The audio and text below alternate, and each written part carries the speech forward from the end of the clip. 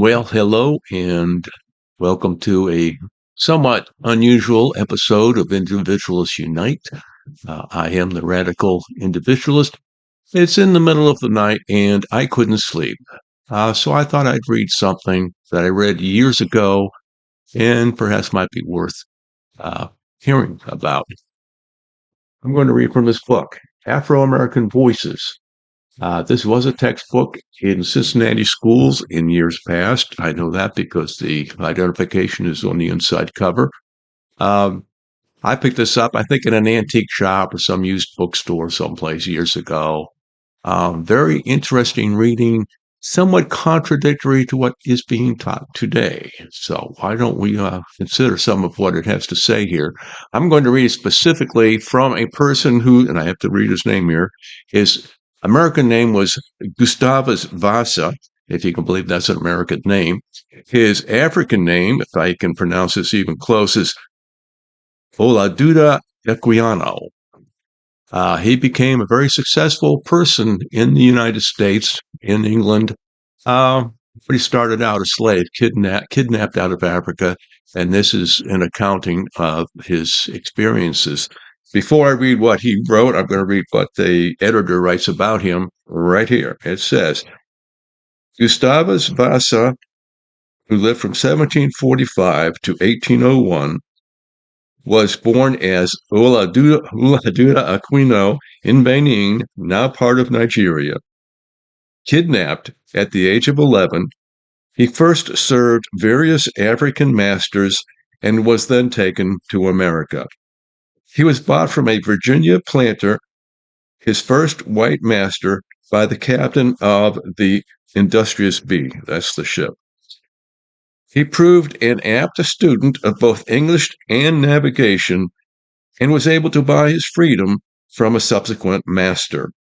Free at 21, he worked for many years as the trusted assistant of a British merchant traveling to many lands, even near the North Pole on a scientific expedition.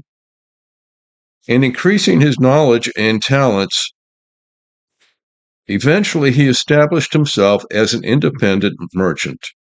Following publication of his autobiography, which is what I'll be reading from here, he became a leading spokesman against slavery and petitioned Parliament in 1790, that would be England, for suppression of the slave trade.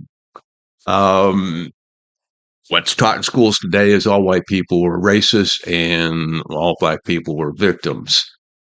Far from the truth. It's amazing how they managed to just ignore the entire Civil War in which a majority of white people were fighting to free the slaves.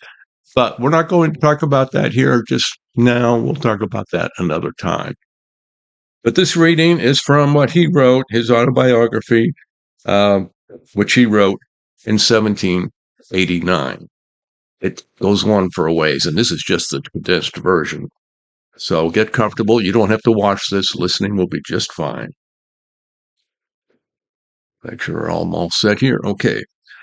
I hope the reader will not think I have trespassed on his patience in introducing myself to him with some account of the manners and customs of my country.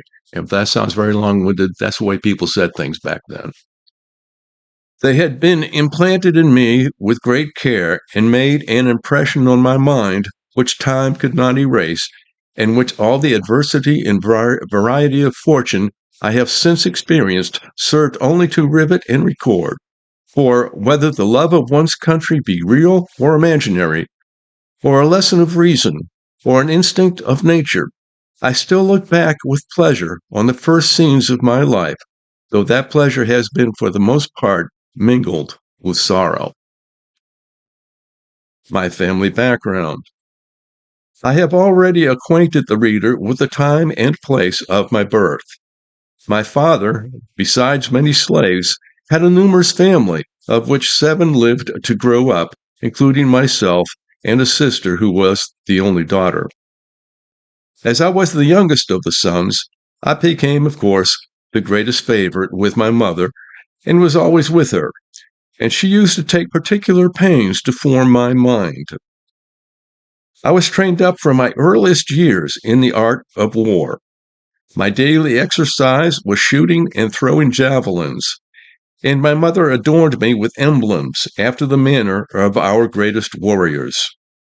In this way, I grew up till I was turned the age of 11, when an end was put to my happiness in the following manner. Generally, when the grown people in the neighborhood were gone far in the fields to labor, the children assembled together in some of the neighbors' premises to play, and commonly some of us used to get up a tree to look out for any assailant or kidnapper that might come upon us. For they sometimes took those opportunities of our parents' absence to attack and carry off as many as they could seize.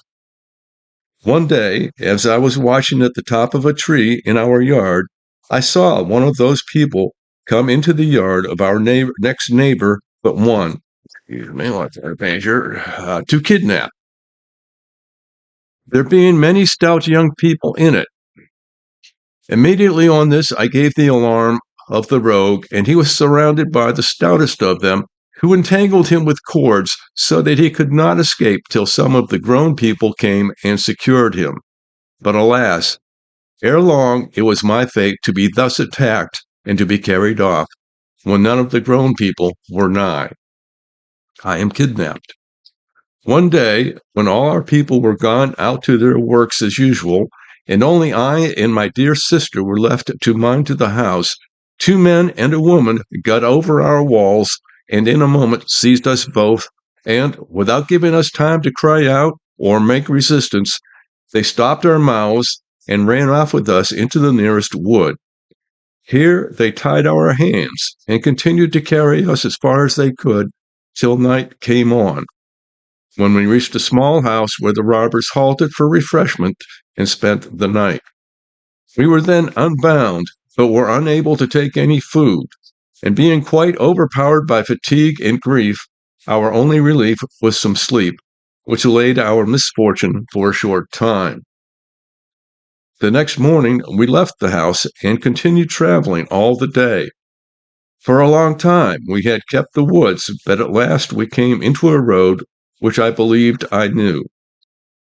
I had now some hopes of being delivered, for we had advanced but a little way before I discovered some people at a distance, on which I began to cry out for their assistance. But my cries had no other effect than to make them tie me faster and stop my mouth, and then they put me into a large sack. They also stopped my sister's mouth and tied her hands, and in this manner we proceeded till we were out of sight of these people. When we went to rest the following night, they offered us some food, but we refused it, and the only comfort we had was in being in one another's arms all that night and bathing each other with our tears. But alas, we were soon deprived of even the small comfort of weeping together.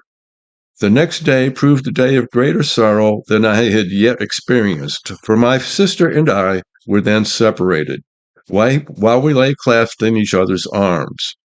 It was in vain that we besought them not to part us. She was torn from me and immediately carried away, while I was left in a state of distraction not to be described. I cried and grieved continually, and for several days I did not eat anything but what they forced into my mouth. My first master, Chieftain and Smith. At length, after many days traveling, during which I had often changed masters, I got into the hands of a chieftain in a very pleasant country.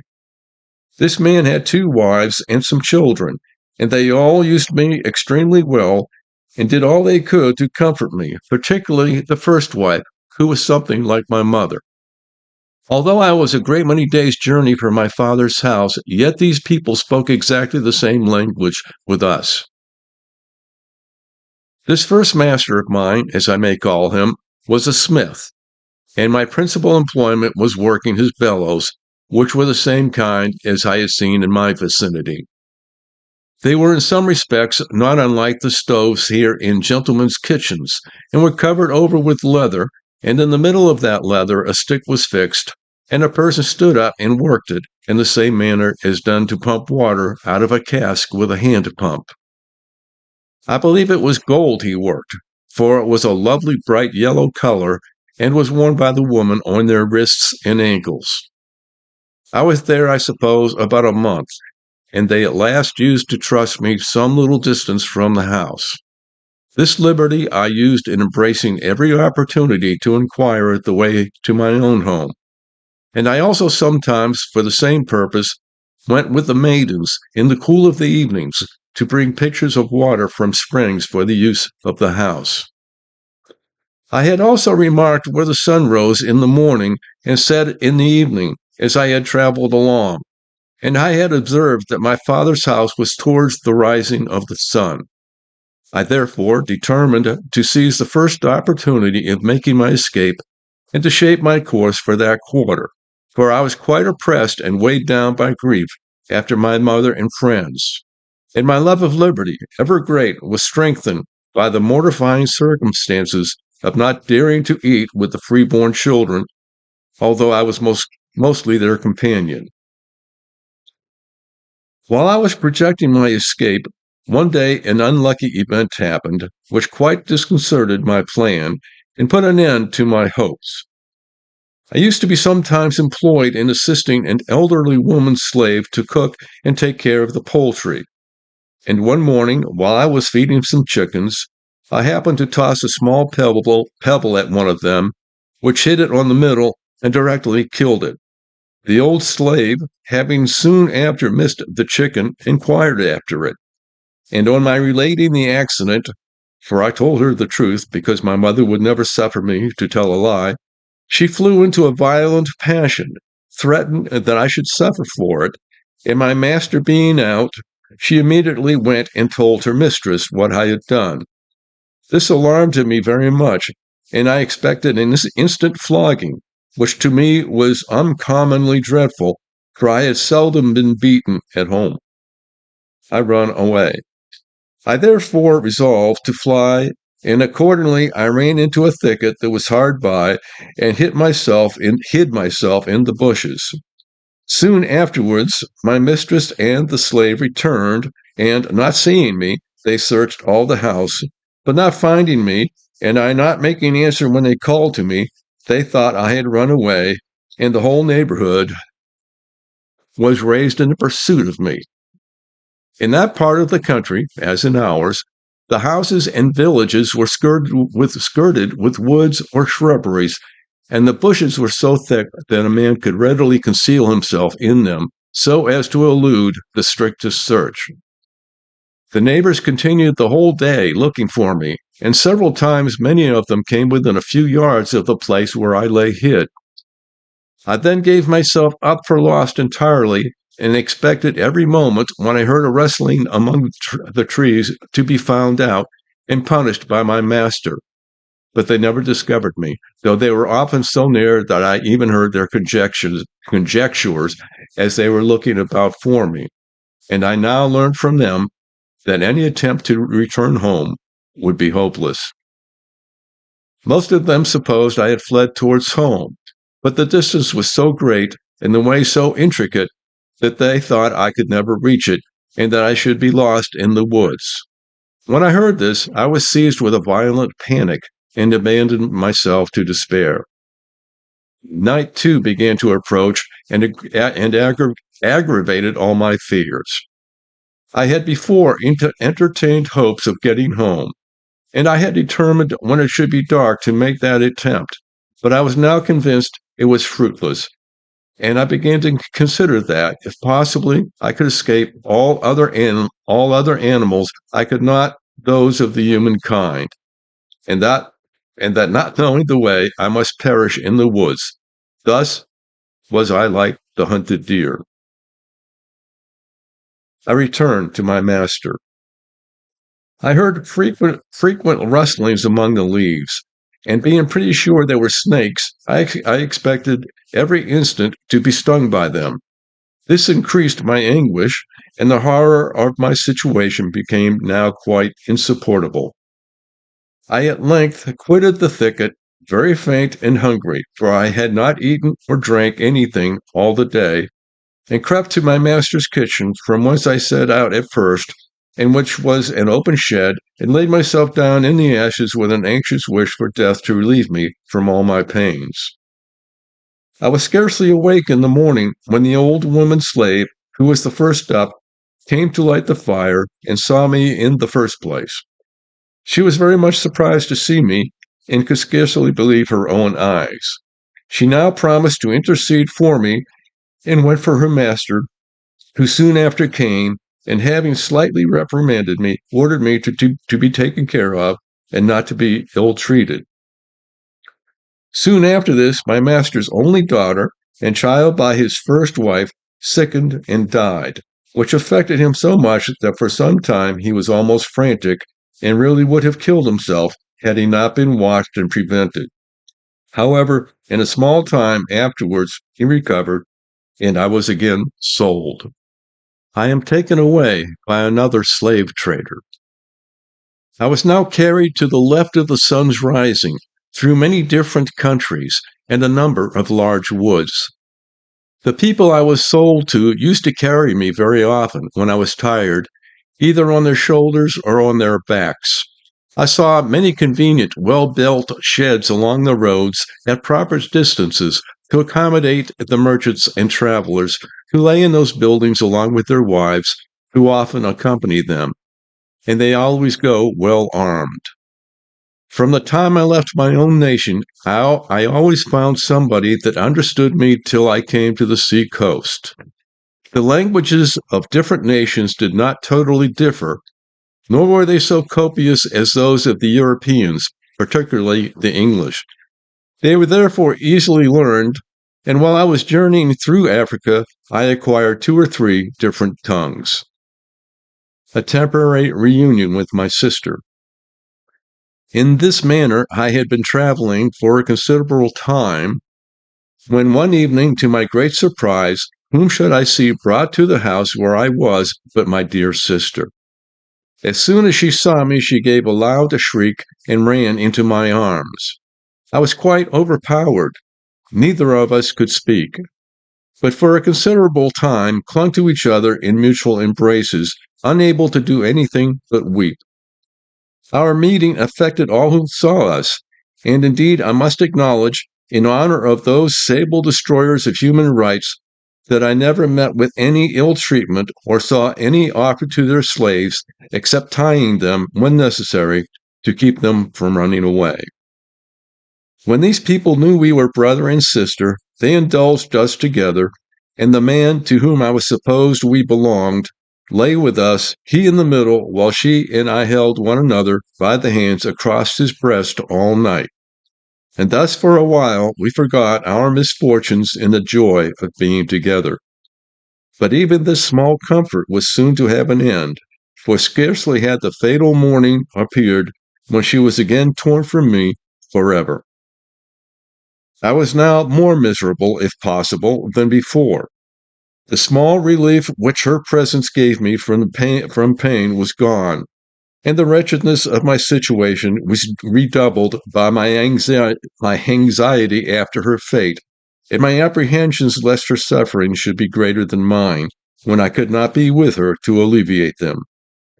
Yes, thou dear partner of all my childish sports, thou sharer of my joys and sorrows, happy I ever should esteem myself to encounter every misery for you, and to procure your freedom by the sacrifice of my own. Though you were early forced from my arms, your image has been always riveted in my heart, from which neither time nor fortune have been able to remove it, so that, while the thoughts of your sufferings have damped my prosperity, they have mingled with adversity, increased its bitterness. To that heaven which protects the weak from the strong, I commit the care of your innocence and virtues, if they have not already received their full reward. And if your youth and delicacy have not long since fallen victims to the violence of the African trader, the pestilential stench of a Guinea ship, the seasoning in European colonies, or the lash and the lust of a brutal and unrelenting overseer. I did not long remain after my sister. I was again sold and carried through a number of places, till after traveling a considerable time, I came to a town called Tinma, in the most beautiful country I had yet seen in Africa.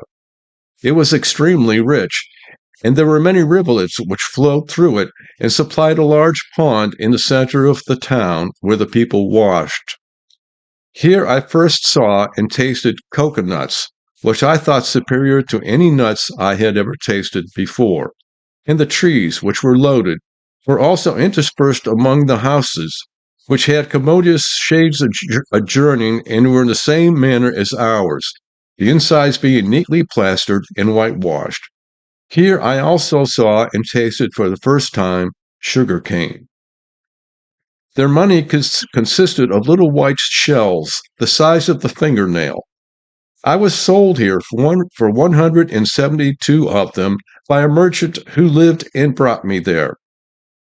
I had been about 2 or 3 days at his house when a wealthy widow, a neighbor of his, came there one evening and brought with her an only son, a young gentleman about my age and size. Here they saw me, and having taken a fancy to me, I was bought of the merchant and went home with them. Her house and premises were situated close to one of those rivulets, and were the finest I ever saw in Africa. They were very extensive, and she had a number of slaves to attend to her. My happy new home. The next day I was washed and perfumed, and when mealtime came I was led into the presence of my mistress, and ate and drank before her with her son. This filled me with astonishment, and I could scarce help expressing my surprise that the young gentleman should suffer me, who was bound to eat with him, who was free, and not only so, but that he would not at any time either eat or drink till I had taken first, because I was the eldest, which was agreeable to our custom. Indeed, everything here, and all their treatment of me, made me forget that I was a slave. The language of these people resembled ours so nearly that we understood each other perfectly. They had also the same customs as we. There were likewise slaves daily to attend to us, while my young master and I, with other boys, sported with our darts and bows and arrows, as I had been used to do at home. My good fortune ends suddenly. In this resemblance to my former happy state, I passed about 2 months, and I now began to think I was to be adopted into the family, and was beginning to be reconciled to my situation, and to forget by degrees my misfortunes, when all at once the delusion vanished. For without the least previous knowledge, one morning early, while my dear master and companion were still asleep, I was wakened out of my reverie to fresh sorrow, and hurried away even amongst the uncircumcised. Thus, at the very moment I dreamed of the greatest happiness, I found myself most miserable. And it seemed as if fortune wished to give me this taste of joy only to render the reverse more poignant. The change I now experienced was as painful as it was sudden and unexpected. It was a change indeed from a state of bliss to a scene which is inexpressible by me, as it discovered to me an element I had never before beheld, until then had no idea of, and wherein such instances of hardship and cruelty continually occurred as I could never reflect on but with horror. I observed strange lands with strange customs. All the nations and people I had hitherto passed through resembled our own in their manners, customs, and language. But I came at length to a country, the inhabitants of which differed from us in all those particulars. I was very much struck with this difference, especially when I came among a people who did not circumcise and ate without washing their hands. They cooked also in iron pots, and had European cutlasses and crossbows, which were unknown to us, and fought with their fists among themselves. Their women were not so modest as ours, for they ate and drank and slept with their men. But above all, I was amazed to see no sacrifices or offerings among them. In some of those places, the people ornamented themselves with scars and likewise filed their teeth very sharp. They wanted sometimes to ornament me in the same manner, but I would not suffer them, hoping that I might some time be among a people who did not thus disfigure themselves as I thought they did. At last I came to the banks of a large river, which was covered with canoes, in which the people appeared to live with their household utensils and provisions of all kinds. I was beyond measure astonished at this, as I had never before seen any water larger than a pond or a rivulet, and my surprise was mingled with no small fear when I was put into one of those canoes, and we began to paddle and move along the river. We continued going on thus till night, and when we came to the land and made fires on the banks, each family by themselves, some dragged their canoes on shore, others stayed and cooked in theirs, and laid in them all night. Those on the land had mats, of which they made tents, some in the shape of little houses. In these we slept, and after the morning meal we embarked again and proceeded as before. I was often very much astonished to see some of the women, as well as the men, jump into the water, dive to the bottom, come up again, and swim about. Thus I continued to travel, sometimes by land, sometimes by water, through different countries and various nations, till at the end of 6 or 7 months after I had been kidnapped, I arrived at the seacoast. It would be tedious and uninteresting to relate all the incidences which befell me during this journey, and which I have not yet forgotten, but the various hands I passed through, and the manners and customs of all the different people among whom I lived. I shall therefore only observe that in all the places where I was, the soil was exceedingly rich. The pumpkins, edas, plantains, yams, etc., were in great abundance and of incredible size.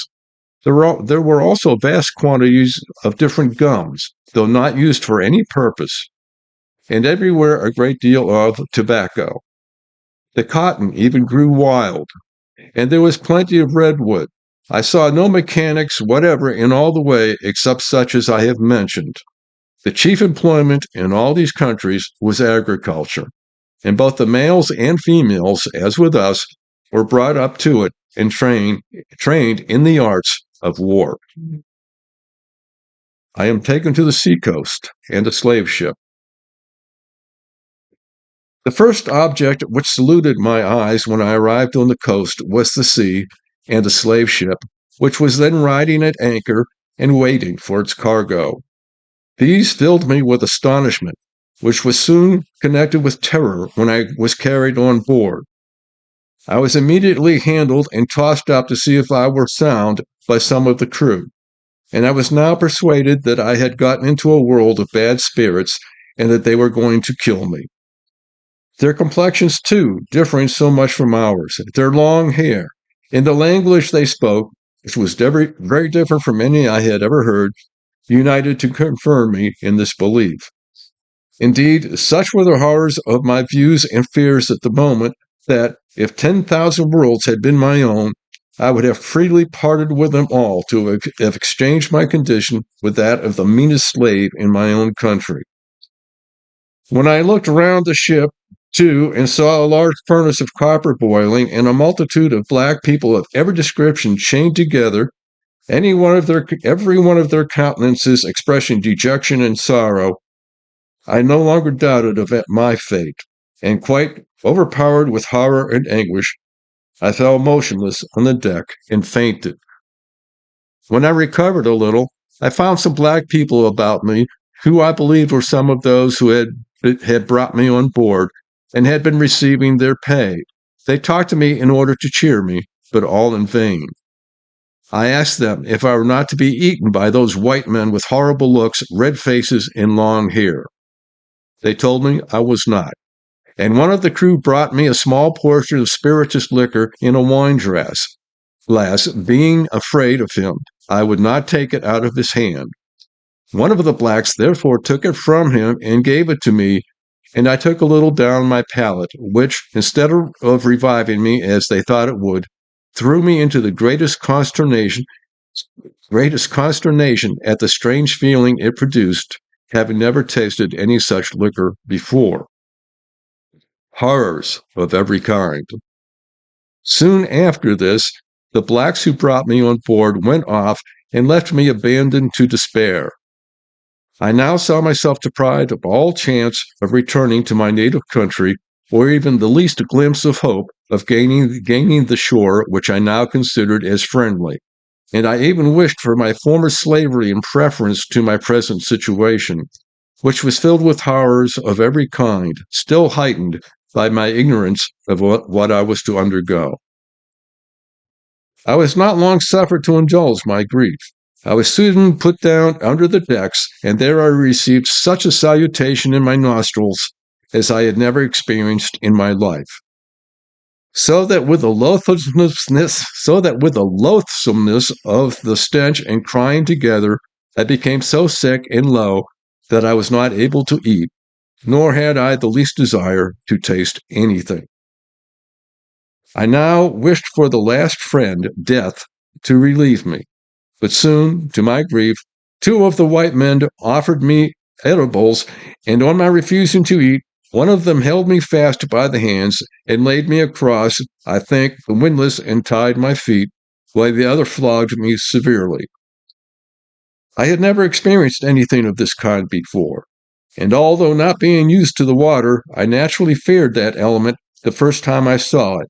Yet, nevertheless, could I have got over the nettings, I would have jumped over the side, but I could not. And besides, the crew used to watch us very closely who were not chained down to the decks, lest we should leap into the water. And I have seen some of these poor African prisoners most severely cut for attempting to do so, and hourly whipped for not eating. This, indeed, was often the case with myself. In a little time after, amongst the poor chained men, I found some of my own nation, which in a small degree gave ease to my mind. I inquired of these what was to be done with us. They gave me to understand we were to be carried to these white people's country to work for them. I then was a little revived and thought, if it were no worse than working, my situation was not so desperate. The savage whites and their magic. But still I feared I should be put to death. The white people looked and acted, as I thought, in so savage a manner, for I had never seen among any people such instances of brutal cruelty, and this not only shown towards us black, but also to some of the whites themselves. One white man in particular I saw, when we were permitted to be on deck, flogged so unmercifully with a large rope near the foremast that he died in consequence of it, and they tossed him over the side as they would have done a brute. This made me fear these people the more, and I expected nothing less than to be treated in the same manner. I could not help expressing my fears and apprehensions to some of my countrymen. I asked them if these people had no country, but lived in this hollow place, the ship. They told me they did not, but came from a distant one. Then, said I, how comes it in all our country we never heard of them? They told me, because they lived so far off. I then asked, where were their women? Had they any like themselves? I was told they had. And why, said I, do we not see them? They answered, because they were left behind. I asked how the vessel could go. They told me they could not tell, but that there were cloth put upon the mast by the help of the ropes I saw, and then the vessel went on, and the white men had some spell or magic they put in the water when they liked in order to stop the vessel. I was exceedingly amazed at this account, and really thought they were spirits. I therefore wished much to be from amongst them, for I expected they would sacrifice me. But my wishes were vain, for we were so quartered that it was impossible for any of us to make our escape. While we stayed on the coast, I was mostly on deck, and one day, to my great astonishment, I saw one of these vessels coming in with the sails up. As soon as the whites saw it, they gave a great shout, at which we were amazed, and the more so as the vessel appeared larger by approaching nearer. At last she came to an anchor in my sight, and when the anchor was let go, I and my countrymen who saw it were lost in astonishment to observe the vessel stop, and were now convinced it was done by magic. Soon after this, the other ship got her boats out, and they came on board of us, and the people of both ships seemed very glad to see each other. Several of the strangers also shook hands with us, black people, and made motions with their hands, signifying, I suppose, we were to go to their country, but we did not understand them. At last, when the ship we were in had got in all her cargo, they made ready with many fearful noises, and we were all put under deck so that we could not see how they managed the vessel. More scenes of horror and wonder. But this disappointment was the least of my sorrow. The stench of the hold while we were on the coast was so intolerably loathsome that it was dangerous to remain there for any time, and some of us had been permitted to stay on the deck for the fresh air. But now that the whole ship's cargo was confined together, it became absolutely pestilential. The closeness of the place and the heat of the climate added to the number in the ship, which was so crowded that each had scarcely room to turn himself, almost suffocated us. This produced copious perspirations so that the air soon became unfit for respiration from a variety of loathsome smells, and brought on a sickness among the slaves, of which many died, thus falling victim to the improvident avarice, as I may call it, of their purchasers. This wretched situation was again aggravated by the galling of the chains, now becoming insupportable, and the filth of the necessary tubs into which the children often fell and were almost suffocated. The shrieks of the women and the groans of the dying rendered the whole a scene of horror almost inconceivable. Happily, perhaps for myself, I was soon reduced so low here that it was thought necessary to keep me almost always on deck, and from my extreme youth I was not put in fetters, chains.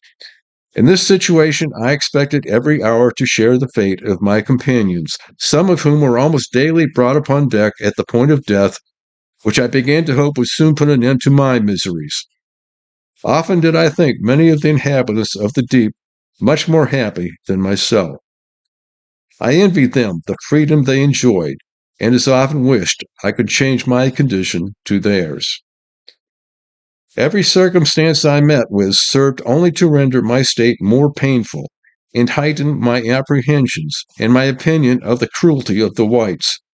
One day they had taken a number of fishes, and when they had killed and satisfied themselves with as many as they thought fit, to our astonishment, who were on the deck, rather than give any of them to us to eat as we expected, they tossed the remainder fishing into the sea again, although we begged and prayed for some as well as we could, but in vain.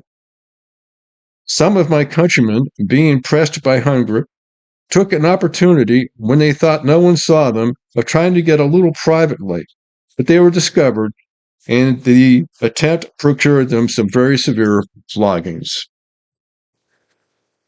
One day, when we had a smooth sea and moderate wind, two of my wearied countrymen, who were chained together, I was near them at the time, preferring death to such a life of misery, somehow made through the nettings and jumped into the sea. Immediately, another quite dejected fellow, who on account of his illness was suffered to be out of irons, also followed their example. And I believe many more would have very soon have done the same if they had not been prevented by the ship's crew, who were instantly alarmed. Those of us that were the most active were in a moment put down under the deck, and there was such a noise and confusion among the people of the ship as I never heard before, to stop her and get the boat out to go after the slaves. However, two of the wretches were drowned, but they got the other, and afterwards flogged him unmercilessly for thus attempting to prefer death to slavery. In this manner, we continued to undergo more hardships than I can now relate, hardships which are inseparable from this accursed trade. Many a time we were near suffocation from the want of fresh air, which we were often without for whole days together. This, and the stench of the necessary tubs carried off many. During our passage, I first saw flying fishes, which surprised me very much. They used frequently to fly across the ship, and many of them fell on the deck. I also now first saw the use of the quadrant. I had often, with astonishment, seen the mariners make observations with it, and I could not think what it meant. They at last took notice of my surprise, and one of them, willing to increase it, as well as to gratify my curiosity, maybe one day look through it. The clouds appeared to be land, which disappeared as they passed along. This heightened my wonder, and I was now more persuaded than ever that I was in another world, and that everything about me was magic. At last we came in sight of the island of Barbados, at which the whites on board gave a great shout and made many signs of joy to us. We did not know what to think of this, but as the vessel drew nearer, we plainly saw the harbor, and other ships of different kinds and sizes, and we soon anchored amongst them, off Bridgetown. Many merchants and planters now came on board, though it was in the evening. They put us in separate parcels and examined us attentively. They also made us jump and pointed to the land, signifying we were to go there. We thought by this we should be eaten by these ugly men, as they appeared to us, and when soon after we were all put down under the deck again, there was much dread and trembling among us, and nothing but bitter cries to be heard all the night from these apprehensions, insomuch that at the last the white people got some old slaves from the land to pacify us. And that's as much as there is on this reading. So, like I say, you never know what you can find when you just go shopping someplace and what's there. Afro-American voices from the 1770s to the 1970s. And this just one hell of a history lesson in one book. So, like I said, it's the middle of the night. I couldn't sleep. I've been thinking about reading this so that people could hear it. And so I've done it. There is so much to slavery that most people don't know. One of the things that I misunderstood from history class in high school was that the slave traders from the Americas did not go to Africa and capture slaves. They went to Africa and bought slaves. And who did they buy them from? Generally, they bought them at Arab slave markets run by Arabs, and the slaves themselves were captured by other blacks and as well as Arabs. And the white slave traders sailed on their ships, went to Africa, certain regions of Africa, not just any place, went to the slave markets, the Arab slave markets, and bought slaves. That doesn't make it all okay or anything, but it's worth knowing the specifics of the history and to not presume that only white people were involved, because that was never the case. Slavery has been extensive throughout the world, throughout the history of, quote, civilized man. Most people know is the plantation slavery of the South, which is for a short period in a relatively small region of the world, when slavery has been around for millennia worldwide, still exists today. And no, not all white people joyfully, willfully persecuted slaves. Only some did. The rest of us went to war with those people, and that's why there is no slavery. Europeans were the first to denounce slavery as a whole. All of Europe and all the white people in America were among the first to say this is just plain wrong. And it was ugly and deadly, but the Europeans eliminated slavery and ultimately went to the Ottoman Empire and various other places of other cultures and basically expressed to them that they needed to stop slavery, or the Europeans would stop it for them. And to a large extent, they did. I have another segment I did that concerns the time of 1811, 1812, Thomas Jefferson's previous establishment of the Marines and why, to stop the white slaving in North Africa. So there's a lot of history that somehow doesn't find its way into a history lesson in our schools today. And this was some of that. And there's a lot more. I hope you go checking for yourself. And thanks for listening.